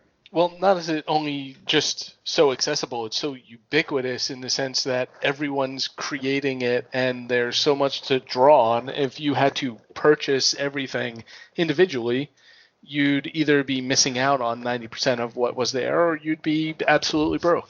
Yeah, and the thing is, the services where you can buy things still exist. I can go to Google Play and buy a movie. I can go to iTunes and buy a movie. Yeah, you could say there's problems there too because you had stories of people that like moved to another part of the world and they're like, oh, my entire iTunes library got deleted because it's no longer supported in my area. So the thing that I bought, I don't actually own. So it's not without its problems, but I have to look at all this just kind of from a personal point. I don't plan to, switch my geographical locations too many times, except maybe depending on except maybe to New Zealand in 2021. Yeah. But I guess we'll see. So it's I think Kevin needs to go in a relatively short amount of time. You were going to school us on proper grilling techniques, weren't you? Oh yeah, there was a whole debate about that. Yes, there was. So now that it's been warm for a while, and I kind of kicking myself for not saying this early, but yeah, we kicked out the grill and we've been grilling almost every weekend at this point. And yeah, I don't understand why we prepare food in any other way except grilling. And I'm going to be grilling a lot more. But the debate there was, I think somebody mentioned gas grilling. Yes. Okay. Propane tank, slap it in. Kevin, I know I give you a lot of shit, and I have to apologize in advance. And I'm going to come right out and say this. Gas grilling is not grilling. You might as well just cook it on a fucking hot stove. That's 100% bullshit. There you go. Bullshit. Now, if you want to talk about smoking shit, this is why I have this podcast. I've grilled. My work here is done. I've grilled on. You've literally thrown a match into the fire. So I have grilled on gas, and the taste that you get from grilling on charcoal, and if you add wood chips and everything on there, compared to what you get with gas, it's not even in the same realm. Yeah. Okay, I was all visual, but my face just went giant, slow eye roll with mouth chops. I hear your point, but let me return. It's not that smokiness that you get from charcoal and wood. You just don't get that from gas. Gas will heat your food, it will char it, it will cook it, it will burn it the same. But the smoke is what flavors it. Okay. Oh come on, man! You got to put a more of a fight than that. I don't like. He's saying you're correct. The problem is, maybe you're right, but I don't have the experience in front of me to talk to it. So it's like, really, is it that much? Wait, have you not grilled on charcoal before? No. I mean, maybe when I was 8 years old, my father did. Well, fuck you too then. Yeah. Yeah, I remember doing that in 1990. Never. Look, the thing is, like, if you I just go out and go to Walmart and buy like a $20, like one of those shitty little one of your girls. Yeah, and just like buy like $10 of charcoal and just one day make a couple of pieces of meat and veggies on charcoal. You will never go back to a gas grill. I will tell you this. Having a gas grill is incredibly convenient. It is so much it's easier, it's quicker, there's a million reasons why a gas grill is better than a charcoal grill, except in one very important one. Taste. The flavor. Yeah. I mean, look, I constantly yell, scream, kick, and curse at my grill. I've burned myself so many times on it. I've regrown these eyebrows back multiple times because I like charcoal. But it's once you actually put the food in your mouth, oh my god. Do you have like So the good. favorite wood to burn with it for the smoke flavor? Or No, I mean, mesquite's pretty good. It's honestly you just kept experimenting, but apparently I've been doing it wrong because all my life I was taught that if you're going to use wood chips, you're supposed to soak them in water for a couple hours before you actually put them on the grill, because if you throw them right in the grill, they just burn up and they're gone. But if they're wet, then they're actually smoking in the grill. But now I'm reading and being told that that's absolutely idiotic, and actually you want them to burn because then they actually release their oils and everything like that into the food. Whereas if they're wet, all you're seeing is that's not smoke, that's just the steam Steam. of the water coming from the wood chips, and you're actually completely wasting the wood chips. So I don't know. I can't tell. I don't know what's better. So And you there's got to also like try it with and without.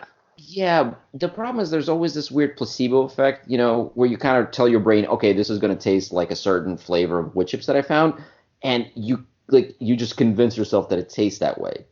So then you have to have a blind test. Like cook one sausage one way, another sausage, the same type of sausage another way, and like give them both to your wife. It might have to be like the next day or whatnot, but say, okay, have a little bit of A, a little bit of B, do the Coke Pepsi blind taste test and see uh, sh- what. So yeah, so he what could you're just saying? close his eyes and Yeah, I was gonna say do what the you're saying shell was game. yeah, I should put on a blindfold and then go grilling outside with charcoal and fire. Okay, so Yeah. I gotta say honestly, overall, Kevin, I expected more of a fight from you.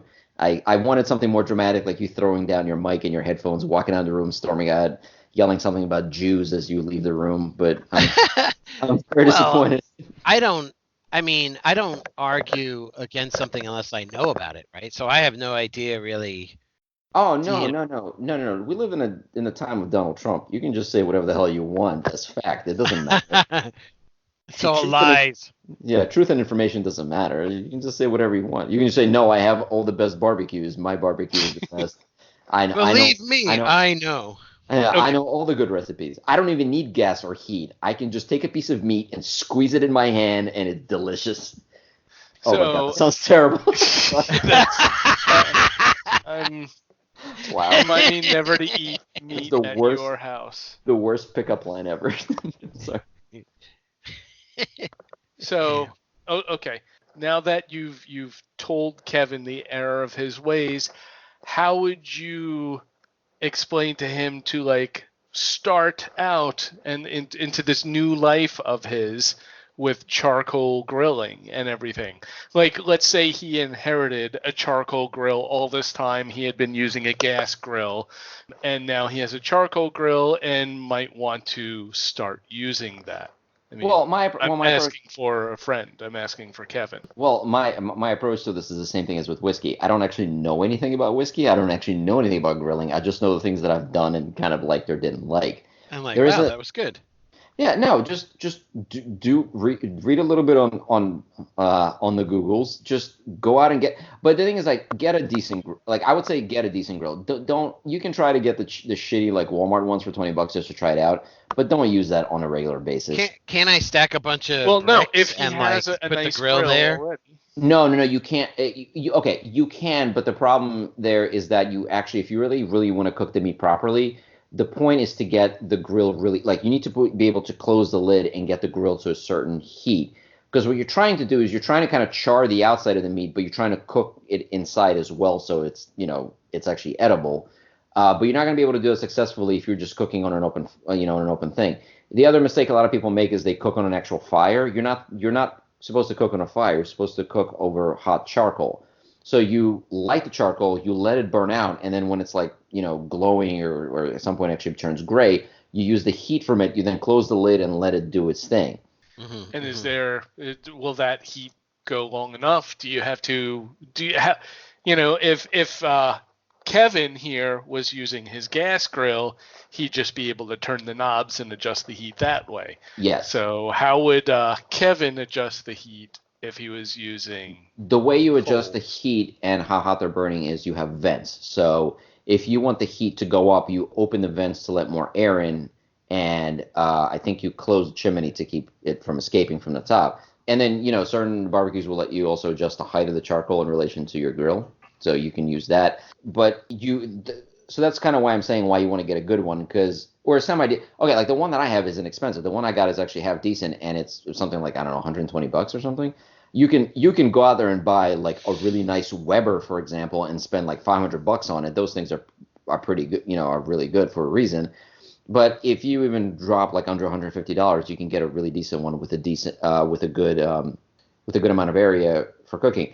The one of the yeah, unfortunately, one of the biggest problems you're gonna run into is that once charcoal starts going cold, you're fucked. You pretty much have to empty them out, which is a pain in the ass, and then light all new ones and wait for them to heat up and blah blah blah and start the process from scratch. So if you're doing like multiple portions, it's very inefficient and very time consuming, incredibly time consuming. Mm-hmm. So you want to kind of get everything out at once. You want to put everything on there so that you have enough heat to cook everything in one pass. If you're going to be doing multiple passes, it's not great. It loses its appeal. It is again, yes, as compared to grill, it is much more time. But okay, but the thing about it is it's also whether you like the process or not. Like if you like, I enjoy grilling outside. I like sitting out. I'm that, typical, I like being outside with a beer in hand, grilling, burning myself, cursing, yelling at, into the sky, why God or why. I have to go to work on Monday and I have one less eyebrow now. So that, like, I like the actual process of it. To me, it's somehow relaxing in a very masochistic way. If you don't like it, if you're like, dude, I just want to cook my food and go inside and eat it, then charcoal is not for you. Well, I could see the appeal, but I don't see it like an everyday, every weekend I'm doing that. All my food is being grilled in this manner. Yeah, I mean, it's kind of like to each his own kind of thing. But yeah, like I said, Kevin needs to get one of those chimney things. Our latest thing was the Yes. awesomeness of a sous vide. A who? A sous vide. Oh, is that where you make the meat? You put it like into a thing of, you put it in a bag and then put it into water? A vacuum bag, and then you Yeah, put it into water. I always wanted to try that. I only learned about that a couple of years ago. Jerry, do you know what that is? It's like Yeah. oh, okay, it's a I French. saw it at Kevin's house. Yeah, wait, so you actually have a special like pan for that? We have, well, it's a water bin, right? Right.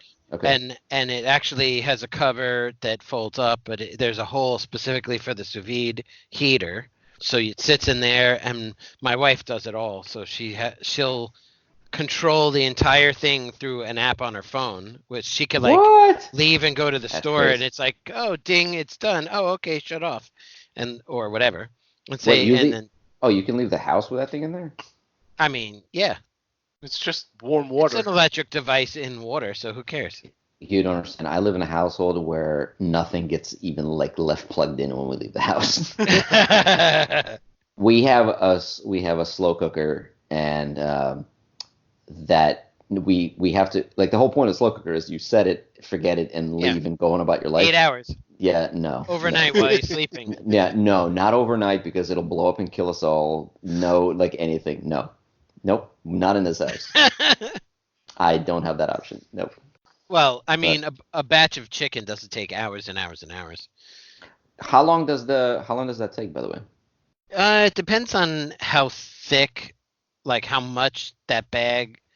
I mean, so if you just take a whole bunch of chicken breasts in a bag, the if it's really dense and thick in a huge bag, like if you were to split it up, it would cook faster than one bag that's pretty thick.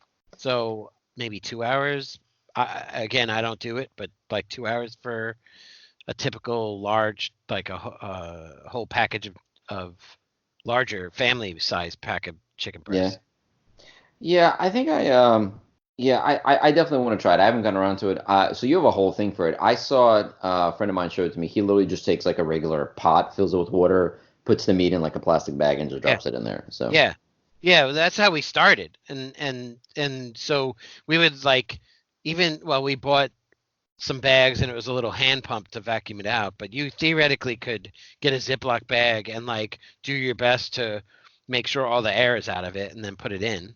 And it could be an open pot. The only thing about open pots is you got to refill them if it's a very long time because you're evaporating the water away. All right. Well, look at this. We added a whole new category to the podcast, the culinary section. But We're talking super about classy.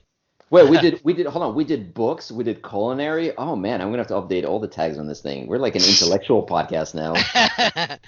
The interesting thing about a sous vide is, let's say you throw chicken breast, a little bit of butter or ghee if you're getting fancy, and like just a whole sprig of like rosemary. Hmm. When that entire chicken is infused with buttery rosemary, it's amazing. Wait, now Kevin, can you do that same thing but use Usador's cooking voice? Like you take the finest chicken and you saute it over the finest spiced potato. You take the chicken breast and you place it into the vacuum bag, and then you slowly, lovingly vacuum out all of the air so that it is pure inside. 100% pure chicken, ghee, and rosemary. And then you lay it gently into the pool of water as you turn on your sous vide and set the timer. Fast forward 2 hours, you now have the most elegant, tasty, juicy rosemary ghee chicken you've ever tasted. I'd be lying if I said I wasn't hard as a rock right now. I almost knocked over this glass. I'm sorry.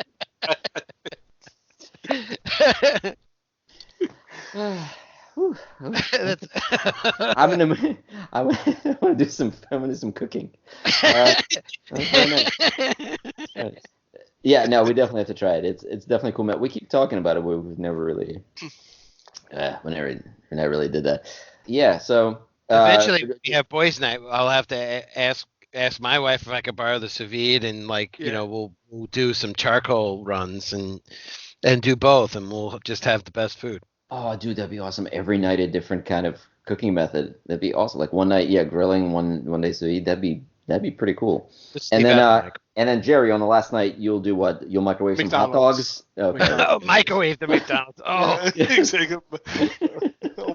Boil some hot dogs. And, oh my God! Without a bun. Yeah. they hope so. I have foie gras these bologna sandwiches for you. Hot dog fondue. It's amazing.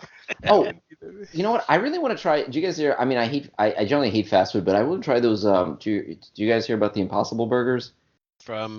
No. Oh, they're basically veggie burgers. Yeah. So. Oh yes, I've heard of it. There's this company that makes impossible. I think they're just called Impossible Meat or Impossible. Yeah, basically it's all vegetarian meat. And Burger King apparently experimented, and they put Impossible Burgers into a few of their locations, and of course they were incredibly popular, like sold out immediately. So now they're going to be putting them in all their locations, and the company that makes these, that's called again either Impossible Meat or Impossible Burgers, whatever. They're saying they're actually kind of fucked because they can't make these things fast enough at this point. They sign a bunch of contracts with distributors like Burger King, and the demand has been so insane. They're literally out of products. Like they can't make them. So I don't know, but supposedly they're coming to all locations. And I actually really want to try it. And it tastes like meat. People say that it's supposedly they're either. I mean, again, it's going to be subjective, but I mean, it's going to be subjective. So some people say no, this doesn't taste like meat. Others say it tastes close enough to meat, and others say, oh my God, this tastes exactly or even better than like meat. Don't forget, like a lot of these fast food places, the meat and the food you get isn't exactly great anyway. That's actually kind of smart, you know, if you're trying to put that in a high-end restaurant as a substitute for meat, people are probably going to be like, what the fuck? But if you're doing it in fast food, then, you know, you're the bar that you're comparing to is like way down here. You have a good chance of taking on traction, you know, getting traction there. And it probably is better than, you know, eating a regular Burger King burger. Yeah, I'm just curious. Nutritionally, so that's not bad. I'm curious how healthy these will be compared to their stuff. Like, for example, you know, like McDonald's is notoriously known that like their salads are less healthy than like their burgers. So are these Impossible Burgers going to be even worse than just eating the meat ones, or are they going to be? salad's less healthy because of like the the dressing is 100% fat. It's a You're lot. basically just melting butter on top of it, or Yeah, because they add cheese, dressing, croutons, and everything else right. in there, and the Right. vegetables are such low quality that their nutritional value is so low. Like Yeah. they're basically giving you a bowl of salad with bread and cheese in it, so Right. it's salad with quotation marks around it. Yeah. Yeah. I don't know. That's hard to say, I Mm. guess. I would think that anything is probably a little bit better than Burger King hamburger meat. I don't know. Yeah, yeah, I guess. I haven't seen Um, numbers. Hey Jerry, now that you're back, I had a question. There's a note in the show notes here about Kevin's Kickstarter game suggestion, and none of us know what the hell that is, so we're assuming you added that to the notes, Yeah, or at least a I'm couple assuming. of weeks ago, Kevin was like, "Oh, let's check. Like, what do you think about this Kickstarter game?" I can't remember the name of it, but it was like based on a video game. The main Kickstarter video, the Oh, advertisement. this is an existing Kickstarter? Yeah, Oh, so it wasn't a I would Kickstarter you say wanted. look in, I in chat, but that's long gone because someone yeah. sent that to a week expiration. But Oh, okay.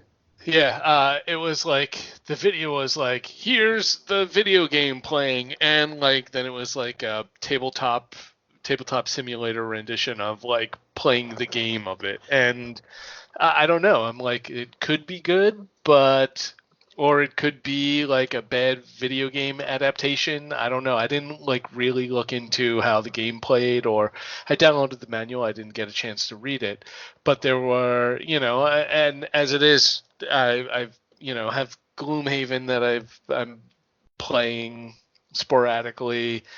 I think if I was going to get another dungeon crawly kind of game, it would be oh fuck, what's the big mega Kickstarter one that you Skippy talked about a Right. while back. Yeah. Like that one looks pretty cool, but I don't know. It could be a great game.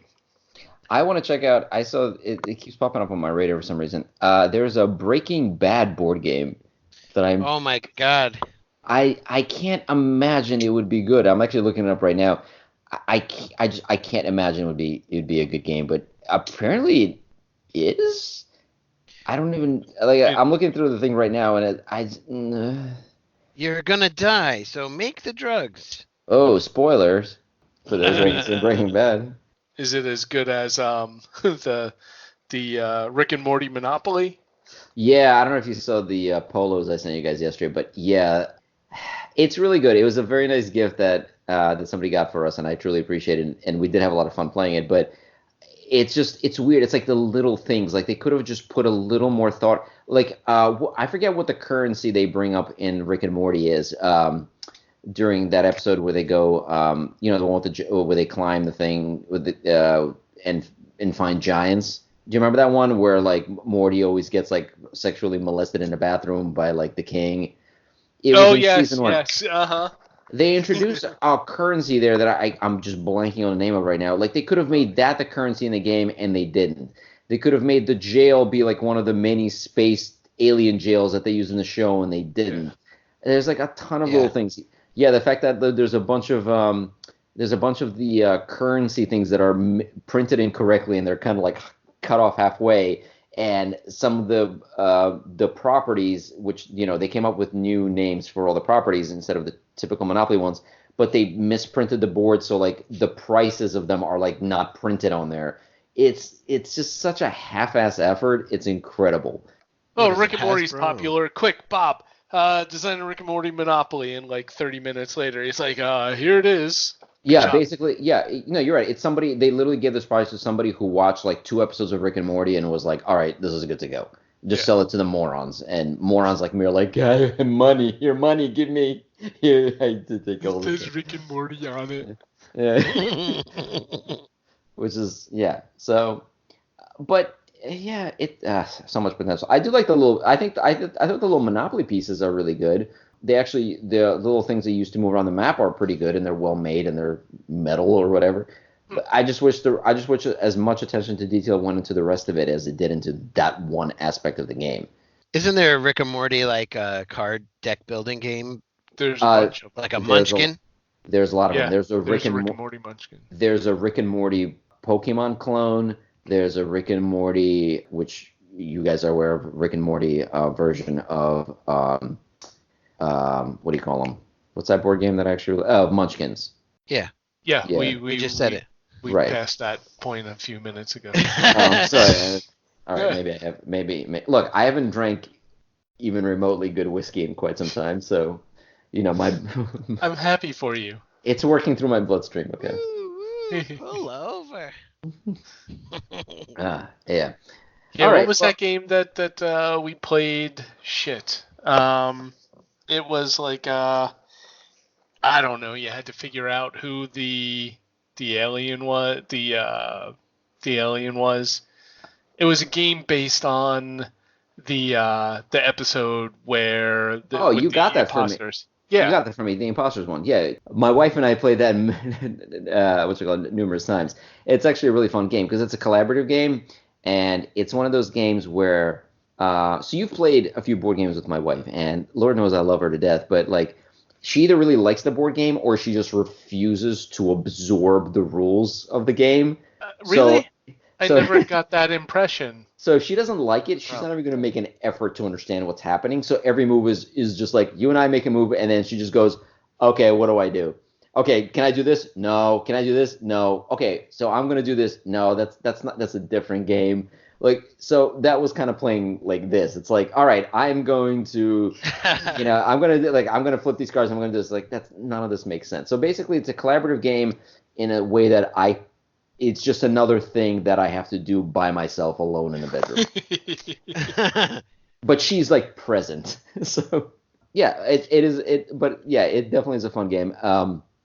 A lot of the Rick and Morty stuff kind of depends on the writing and the creativity of like, the cards and stuff like that. And that one is actually done well. So when you're playing it, it's funny. So it's definitely enjoyable. The Monopoly one doesn't have that.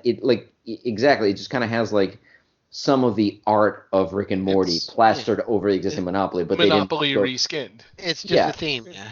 If you're unhappy at home, you're going to be unhappy in Italy. Yeah, Kevin, you probably don't know what he's talking about. I sent you a link for an amazing SNL skit with Adam. I never thought I would ever say you should watch this thing with Adam Sandler in it, but you definitely should watch this one skit, the Romano Tours one from last week. Okay. If you've ever traveled anywhere, it's making fun of travel agencies and people thinking that vacations are going to solve all their problems. Anyway, just watch it. It's spot on. It is absolutely, yes, it nails it. It's one of the few times where it's an ongoing joke for 5 minutes, but it's hilarious for all of 5 minutes.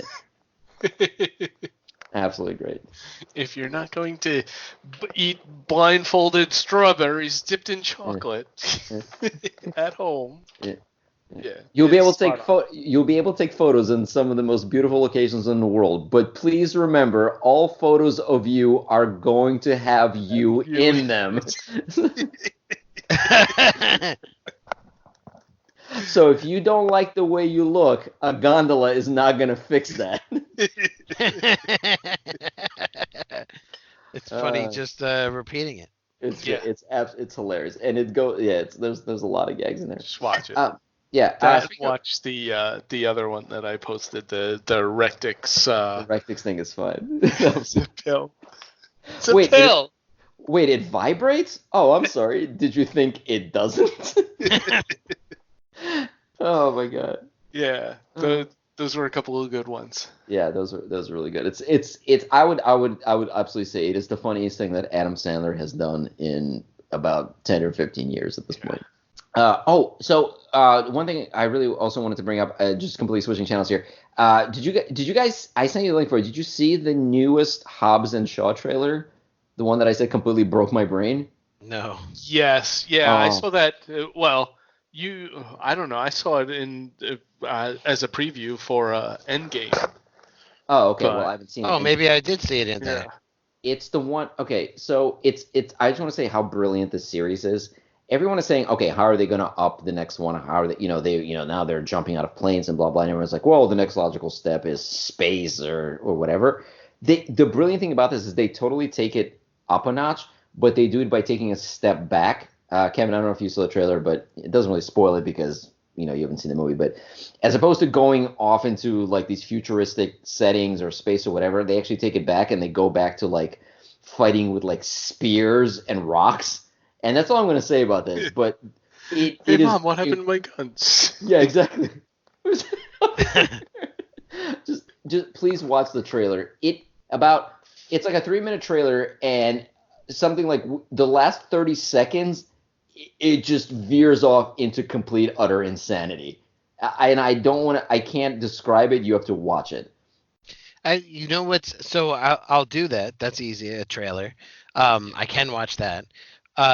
There is a first one, and this is the second one, or is it just a spin-off from the Fast and Furious? Okay, so you know how Star Wars has like the main Star Wars movies, and then there's like a Star Wars story. Yeah. So Fast and Furious is doing the same thing. This is a Fast and the Furious, like Fast and the Furious presents Hobbs and Shaw. Yeah, right, it's okay. like it's a way for them to pump out even more movies, and I am so happy. Because they had the rivalry, right? Like throughout all. I didn't watch every single Fast and Furious, but that's all the movie is about. Is right? You watch it, and they're competing, and like the elevator scene and the scene in the two rooms next to each other. Yeah, they're fighting people in 2 separate rooms, but the rooms are separated by like what do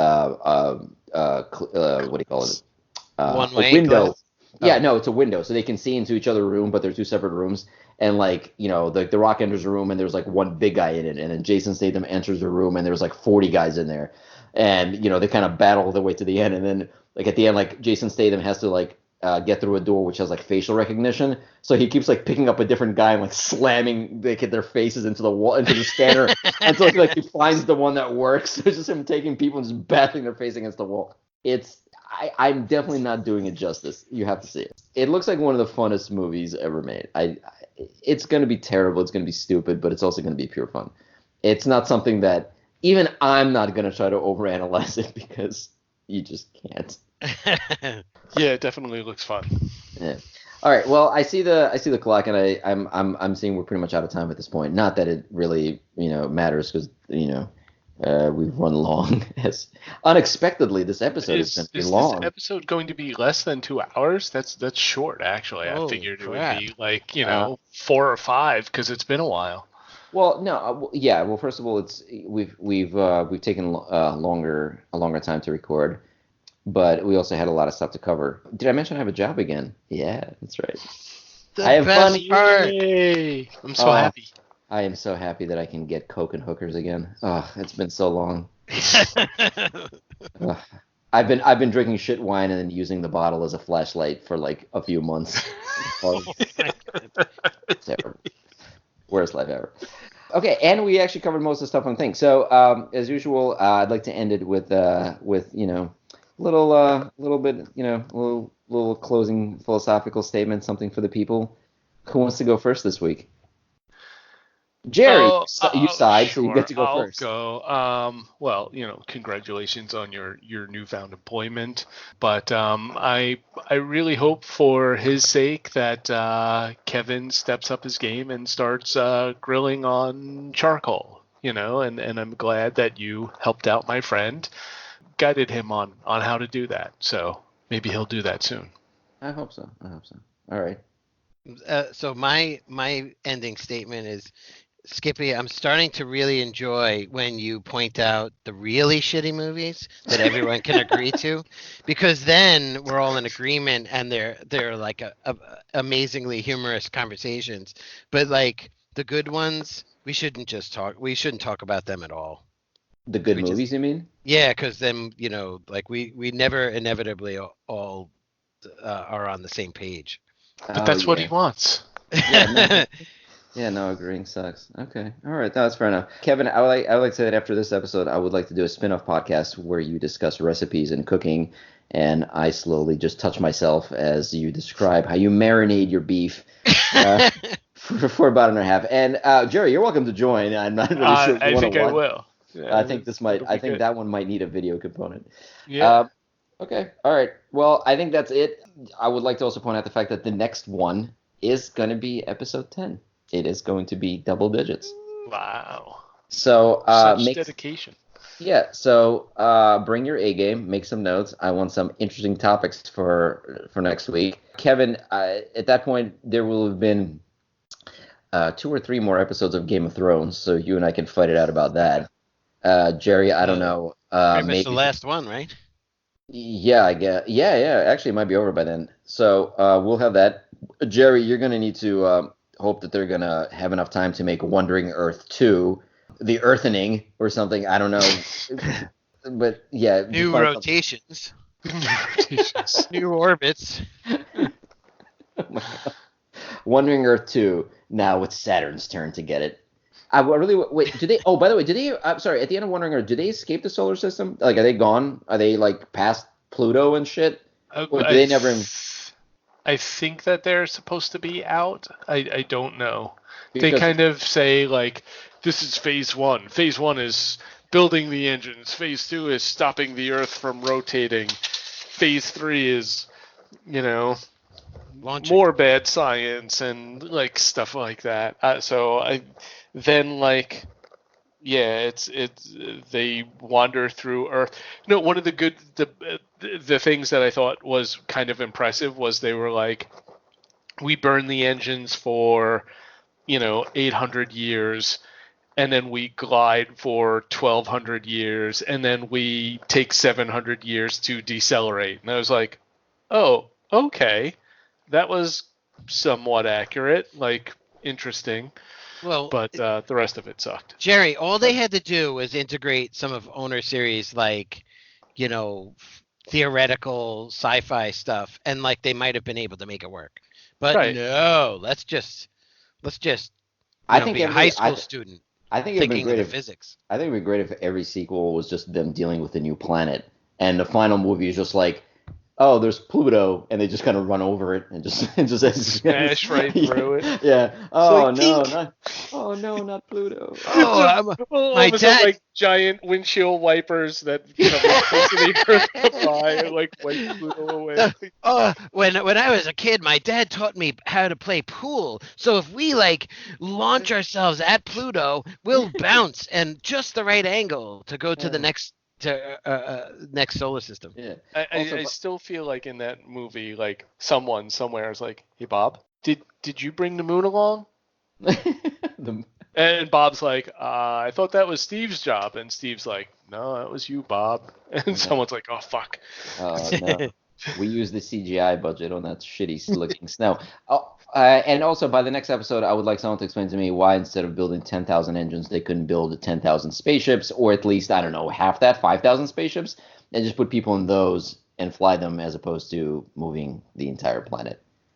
Oh, Wait. but then you have to come Oh, up you're with making artificial sense now. gravity and like an air supply. Earth already has it. So I why said not by just the take it with you? I said by the next episode. We already had closing. All right, so fine. Now that we've talked about this, I need a whole new set of closing thoughts. All right. Oh, we'll talk about O'Neill cylinders and all that other theoretical stuff like Uh, Millennium I ships can't and wait. That sounds exciting. All right, well, I'm gonna go finish the rest of this bottle. So you guys have yourself a wonderful weekend, and we'll see everybody back in episode 10. Right? bye. Yes.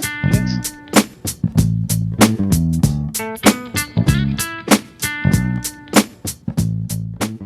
This has been a production of It's just me. Studios.